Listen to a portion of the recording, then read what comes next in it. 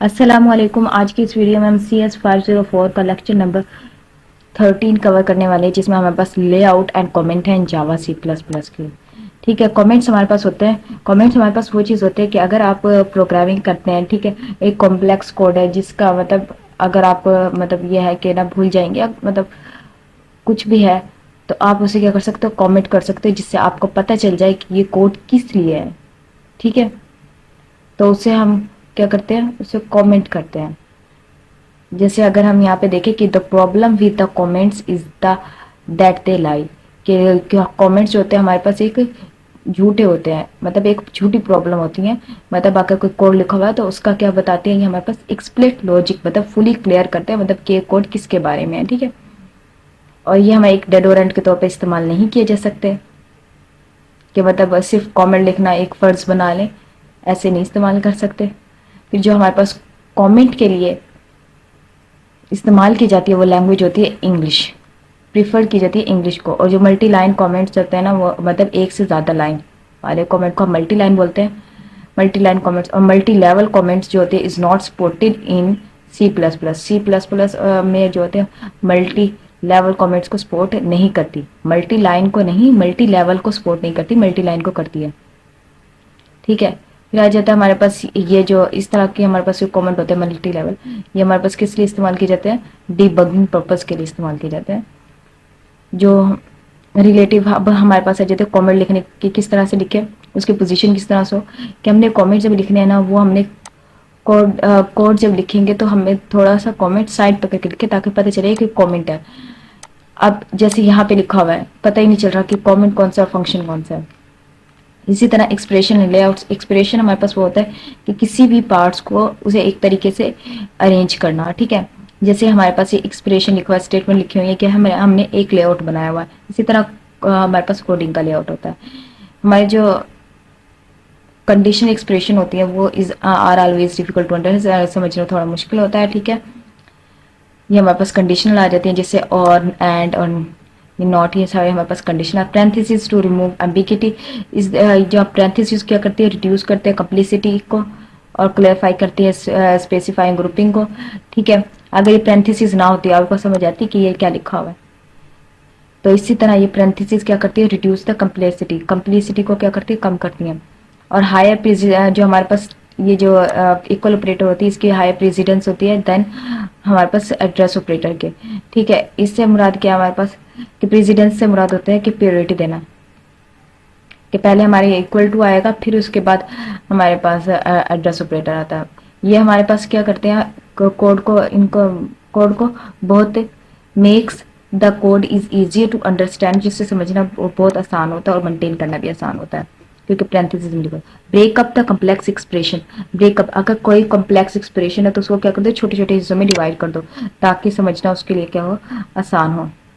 जैसे हमारे पास ये कम्प्लेक्स एक्सप्रेशन थी जिसको इन्होंने अब ब्रेक किया है कि if n minus M is greater than is greater than 2 ज़रब के। ठीक है, क्या हमारे पास क्या इन्होंने ब्रेक कर दिया, ब्रेक कर दिया तो इसको समझना क्या हो गया, आसान हो जाएगा।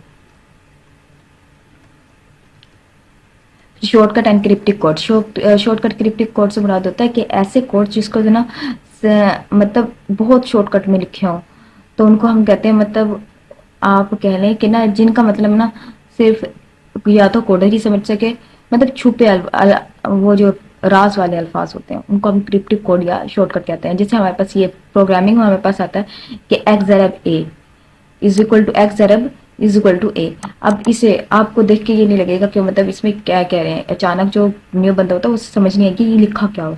लेकिन अगर आप एक्सपीरियंस हो जाते हैं तो आपको पता चल जाता है कि इससे इसका मतलब क्या है। इसका मतलब होता है एक्स को एक्स की वैल्यू एक्स ज़रब ए से, मतलब एक्स को जो ए की रकम है उससे ज़रब करना। ठीक है, उसका ये था इसका मतलब। इसको हम कहते हैं क्रिप्टिक कोड या शॉर्टकट कोड। ये हमारे पास एक ट्रिक होती है। फिर इसी तरह ये जैसे लिखा हुआ है एक्स ज़रब is equal to A plus B, तो इसमें भी क्या है कि एक्स इज ज़रब ए प्लस बी, मतलब दोनों से क्या हो रहा है, ज़रब हो रहा है एक्स। ये हमारे पास होते हैं शॉर्टकट और क्रिप्टिक कोड। इसी तरह हमारे पास पीस ऑफ कोड होते हैं टेकन फ्रॉम द सॉफ्टवेयर। ठीक है, इस शिफ्टेड राइट टू टाइम्स आते हैं। ठीक है, जैसे ये शिफ्ट हो रहे हैं ए इज इक्वल ए टू, तो मतलब 2 दफ़ा ये क्या होगा, शिफ्ट होगा। फिर हमारे पास आ जाता है मॉडल ऑपरेटर, जो हमारे पास रेयर पॉइंटर होता है to once it has be reached, और ये सारी एग्जाम्पल दी हुई है। बस हो गया, ये हमारे पास लेक्चर नंबर 30 था। अब हम चलते हैं लेक्चर नंबर 31 की तरफ, जो हमारे पास है स्विच स्टेटमेंट। हमारे पास स्विच स्टेटमेंट क्या करती है, ये should always be end with a break, break के साथ शुरू होती है। मतलब इसमें केसेस होते हैं जिसमें हमें ब्रेक करना होता है, क्या अगर ब्रेक नहीं करेंगे तो ये क्या केसेस क्या होते हैं, चलते रहते हैं, ठीक है।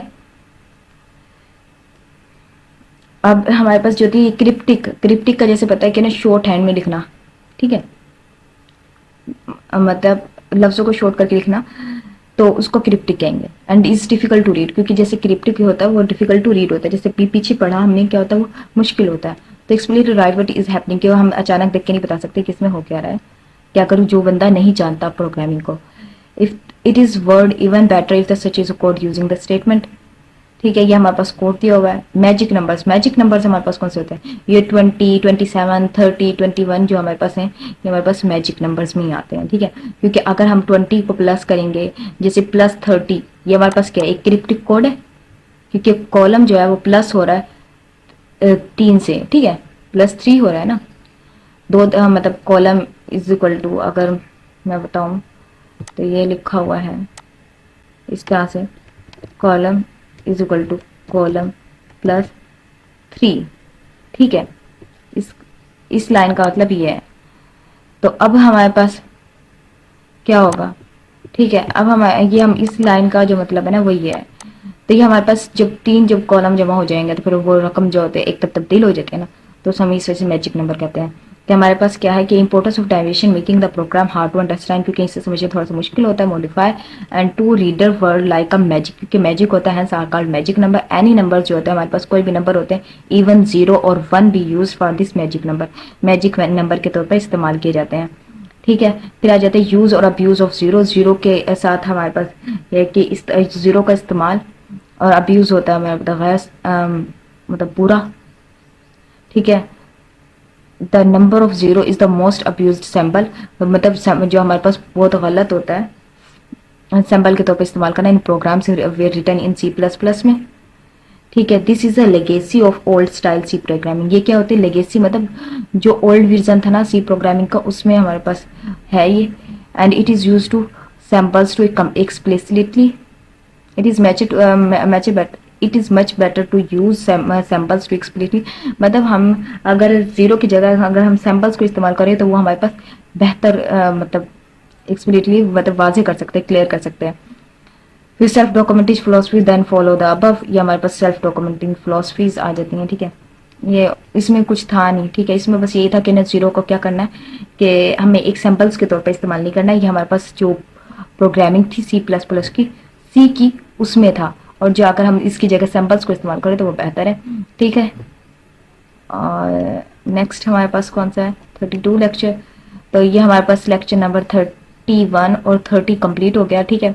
इन दोनों में कुछ खास नहीं था। ये मैजिक नंबर्स हमारे पास 20 और 27 होते हैं। और फिर हमारे पास आ जाते हैं स्विच स्टेटमेंट, जो हमारे पास केसेस के साथ चलती है, ये थोड़ी सी मुश्किल होती हैं, ठीक है, डिफिकल्ट टू रीड होती हैं। और क्या पढ़ा था हमने इसमें आज, और हमने आज ये क्रिप्टिक कोड के बारे में पढ़ा है कि शॉर्टकट और क्रिप्टिक कोड में क्या फ़र्क होता है, ठीक है। ये हमारे पास क्रिप्टिक कोड है और ये हमारे पास सिंपल कोड है। फिर ब्रेकअप एक्सप्रेशंस आ जाती हैं कि हमने जो कम्प्लेक्स एक्सप्रेशन है उनको किस तरह से ब्रेक करना है। पैरेंथेसिस को इस्तेमाल करना है, ये क्या करती है हमारे पास कम्प्लिसिटी को कम करती हैं। कंडीशनल भी हमारी जो होती हैं ये नेचर फॉर्म लिखी जाती हैं इस तरह से। और लेआउट का भी बताया था, ठीक है। ये सारा हमारे पास कमेंट्स, ये सारा था हमारे पास 31